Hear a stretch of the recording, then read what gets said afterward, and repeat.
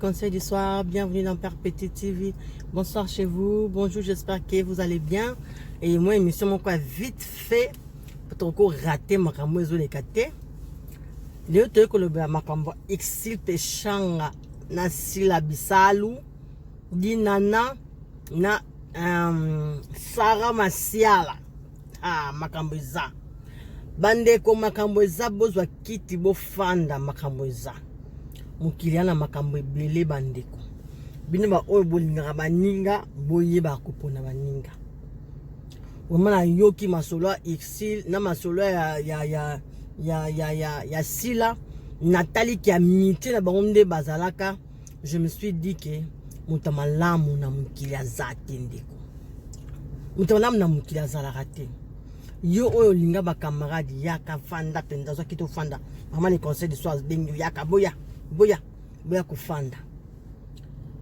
ni ezole kanatwal Exil pechanga na sila bisal biso sto monaki bato wazaka mimi na ba réseau sto monaki mama Olive ndeka mesana ko mama ni mama ndeka mesana ko yamba ayambaki ba terre na ba actrice nyonso bakene ko fêter journal le 8 mars na Kingakati na mboka mususu kuna Kingakati no boyebi bakene ko fêter journal le 8 mars kuna bisika bakekuta na sila na exil azalaka na mingi ba émission exil azalaka exil a chaque fois botunie makambo o ya sila parce que d'abord za amina ngana Instagram so tunie makambo sila na yoka place mote exil aloba mabe ya sila na yoka te wana pina na côté lié aloba ka ke non bazalaki kokanga mais c'est dernier temps loko sila comment na SB bakanga ma pen sous mais bazana bango baza suite pene bat balobaka peke non exil na sila bazaka ba lesbienne donc car bat on a peka sous bazongi surtout pour nous critiquer pourquoi est-ce que exil na sila bakanga ma souste mais exil a les kana émission a fait sa réponse que bakuta na bazali sunde bazaki te liboso parce que mutna mutakoma na makamu na occupation na ye si la koma na SB ya kuma pena occupation na ye mosusu yango sala ke bakuta na kate ba bande mission na bayebi mais to ko ke mama na biso sila ayebi sa bato salisa bango ba théâtre ba producteur o ba producer bango ke ndenge ponga pena nakoma komituna mais ndenge exil na rôle fallait exil na sila basala ndenge basala ngote oh exil na part na ye ayebi ke za eta mususu musala boccupation ne so ko empêcher biso to kutana mais pas si les abongote sila nde akenda ko yebisa bato ayebisa ba producteur na bango ke banda lelo désormais ngai na exil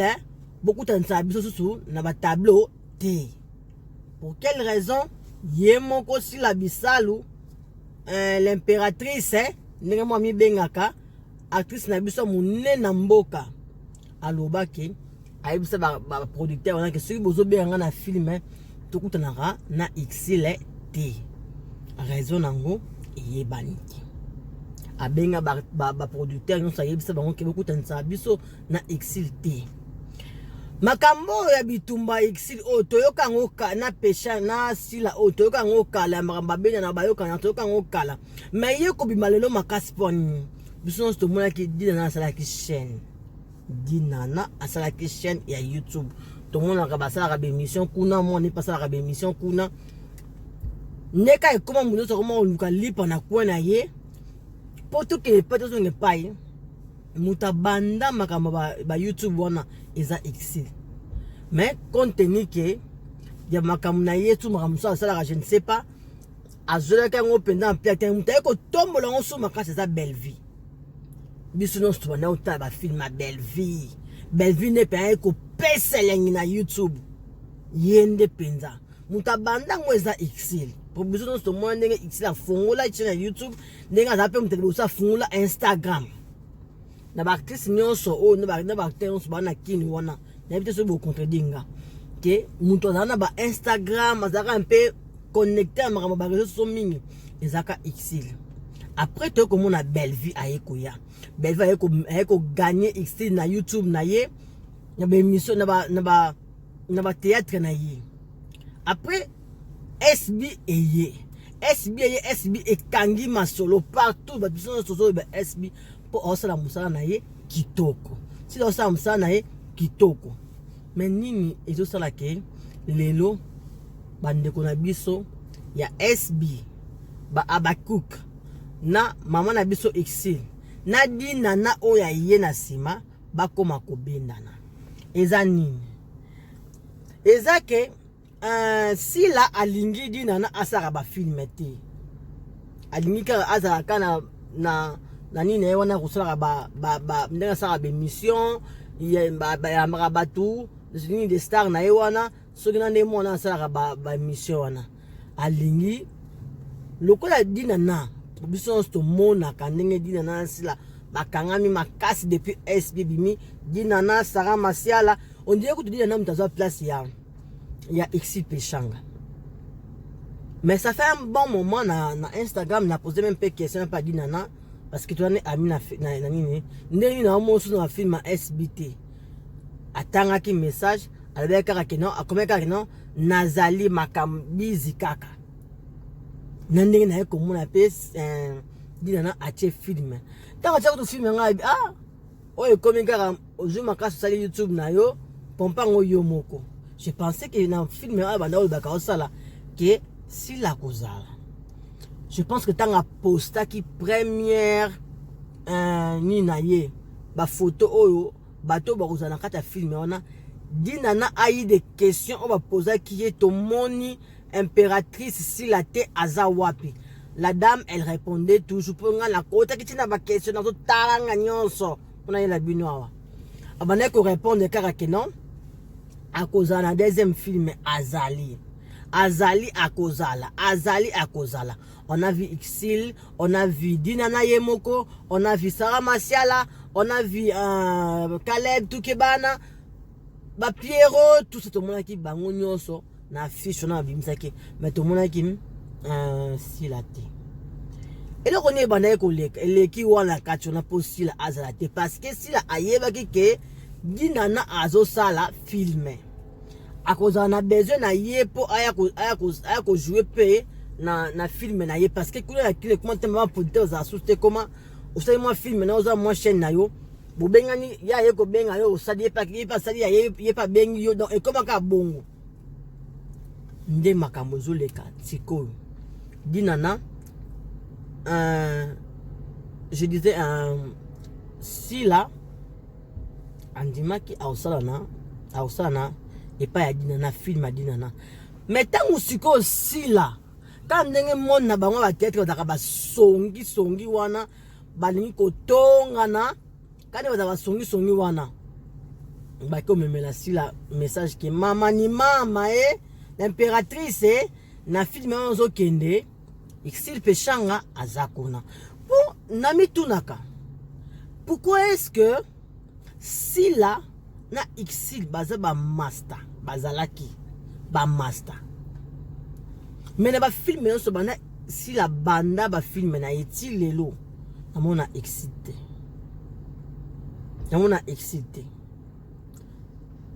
et le te ko comprendre Exil a fait sa réponse na yeke si la benga kana ba film na yete a benga yete a ebisa yete ke Exil ya kato sa film a ebisa ete a benga rane batu mususu a préférer na ye Exil te raison si la yemo kwa yebi raison nini oyo aboya rake Exil akota na ba film na ye oh soki ba bibakena bakena ba biloka mama ni mama soki ba bimi ba yena na TV bazola sa biso ba totala bango ki baza bien baza na amitié mona papa na ngai mona mama na ngai mais na kati ya mitema na bango bana eloko moko oyo babomba oyo bango moko bayebi précisément sila parce que sila ne muto ayebisaka producteur te basangisaka yesusu na xd sila ne muto alingaka kokinosa susu tete soki xila aza place wana eza sila. Alors xila ayebaki yango te, xila aye koyeba ngo ndenge nini bandeko boyoka mbe bolinga bakamarade ntango dina na asali filme na ye ekomi na tableau ya sila abenga sila lokola sila yokaki ke exil pas osala place wana sila boya koyamba sila ya te. Alors baloba likambo place wana likambo wana esalaki Pierrot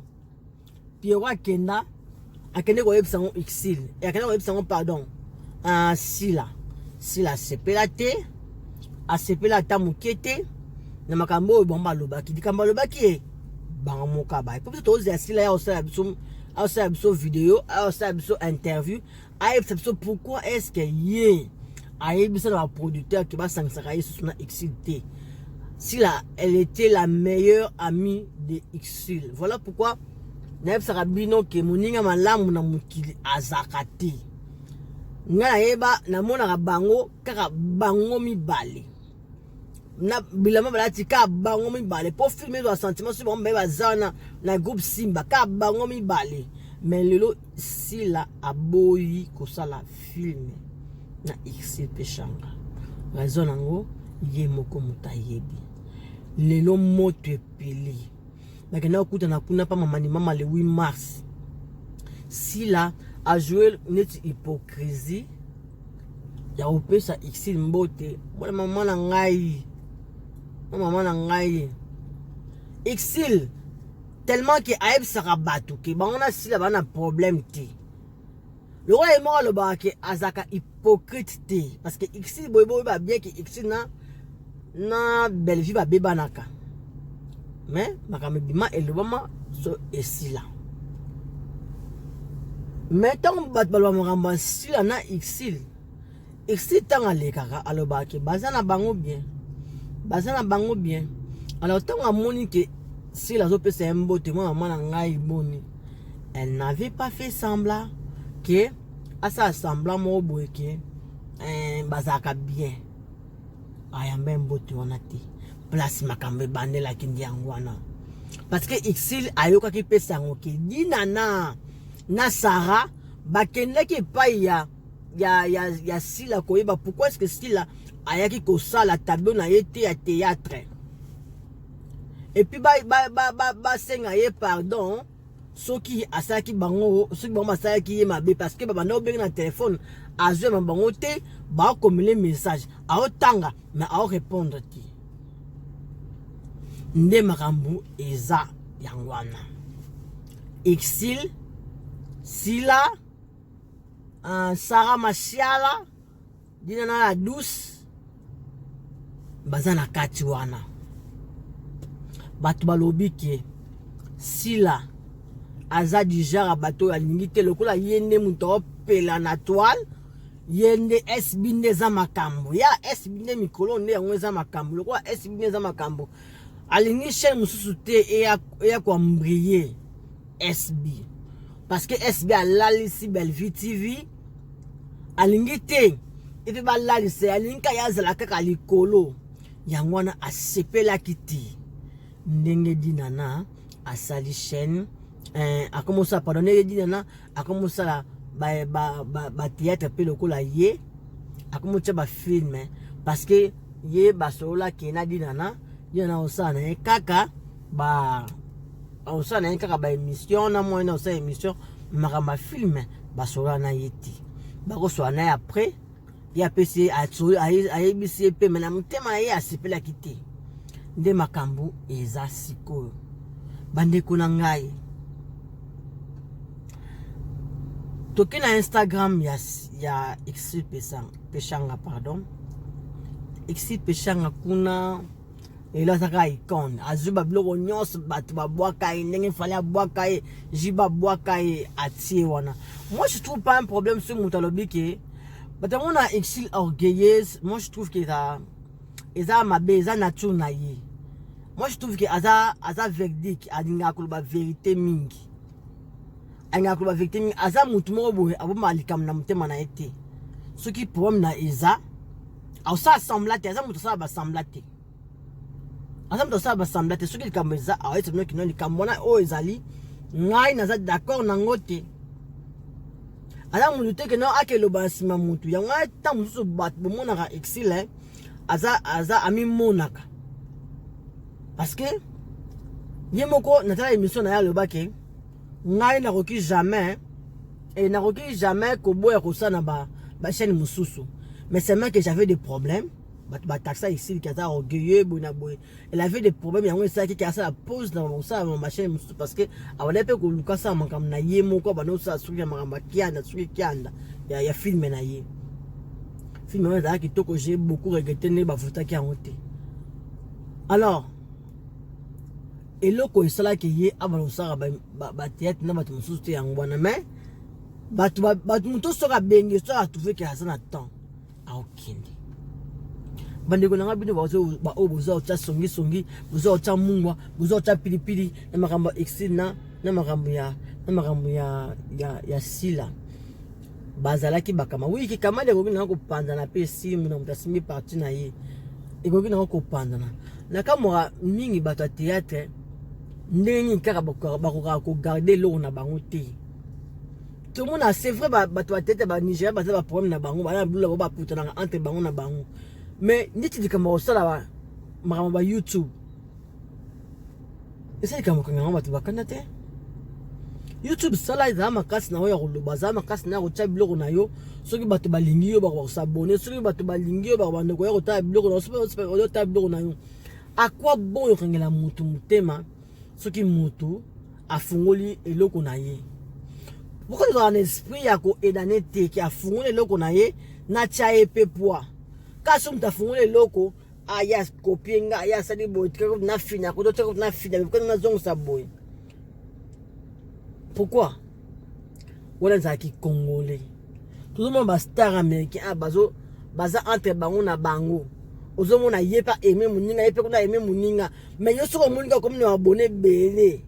pour ka linzaka no po no ko aimé futa wa ninga bo aimé makamo muninga ozomona neti ko si so valeur neti yo leki yo za top za likolo bande ko to changer ce qui dit na fungoli chaîne na ye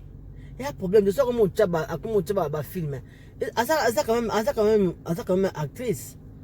asa rappelle théâtre na bien tant à jouer rappelle bien pourquoi pas fungwa chaîne na tra ba film un peu ya yemoko pourquoi mutu congolais to lingara ko évoluer ti tungakara to zakara to telemaka peste to telemaki peste to zaleka poni poni kongo za so moni mutu akomi ko émerger bien moni ke mutu moko boye akomi ko avancer ninga sa eloko mo boye aninga tsaye bakal po akase bandekwe tout tika biloko wana ka biso bato na TikTok to komo bebisa TikTok ka biso bato na Facebook to komo bebisa Facebook to yesus na YouTube bandeko na ngamba congolais soki mutu afungoli chaîne na ye to support to zalaka to edanaka oza star amne so moni mutu mo po yebi ke afungoli eloko na ye pesa ye pe poa esani elongo ki star te ekolongo ata grade moko na mapeka na oya ki star te ekodimna ta batu na o eloko moko te moi le je vais m'étonner so na moni ke Dinana Sarah qui encore Sila ici bazo bendana parce que tout est comme dans vidéo awa ya Sarah ya Dinana ya Sila e matekita lelo bakomi oya kenena ndaka baninga wana boy ko yamba moninga abimi alaki bango te ya Sila eloko na osu nzamba pesi eloko ata bato batongi yo ndenge ata bato babe mpona yo ndenge balo mabe na yo bakuta na mabe te nga atala video oyo tango ikisila bimisi babiloko na ba filme na ye o makambo le ba interview le ba pona ikisila makambo ikisila salela yo bosa bandeko babono bayaka yaka kotia bino basongi songi na bato kotia bino basongi songi ezaka bapanza mpo bato balinga te bato basangana fana mela mai kandi ngolo baki ikisa za mutema moto aza mutema munene jupe fana mela mai za mutema munene ikisila ande kona yo ikisila ande kona na makama boyo kutu ko po sa pele ko mo pe surprise o benye pe na film ya pe ko sa film pa na yo po yo na exi boza ba artiste minene na mboka na biso ini edo na Jackie Apia bino na Mercy Johnson bino ya Congo donc boti kelo ko na o zolingo salema wana soki za makambo yo zolo maloma o parce que to kondima ka sto moni pozumiko olobi po ikila lo bateza ka zo ikisi peshanga ikisi aisi binoka azobo aka kuna ka kipa ya mona bandal ka kipa ka kokolo to kondima makambo ka sto moni bino bolobi lokola bino non bolobi te toyoka na minoka bato bazaka sima na bino tozoyoka toyekoloba awa yaya ça ne change rien que ozoloba o oyokisi biso pe de content oyokisi pe soni biso to sa video oyokisi pe soni lobi na ngope to moni pe ikisila ayekosala na chaîne na yo camarade na yo ata filme moko yaya toza bato nalingi bino mingi juste ka mpona koya kopesa bino éclaircissement na oyo ezoleka na ko éclaircir bino makambo nini ezoleka nalingi bino mingi bye bye.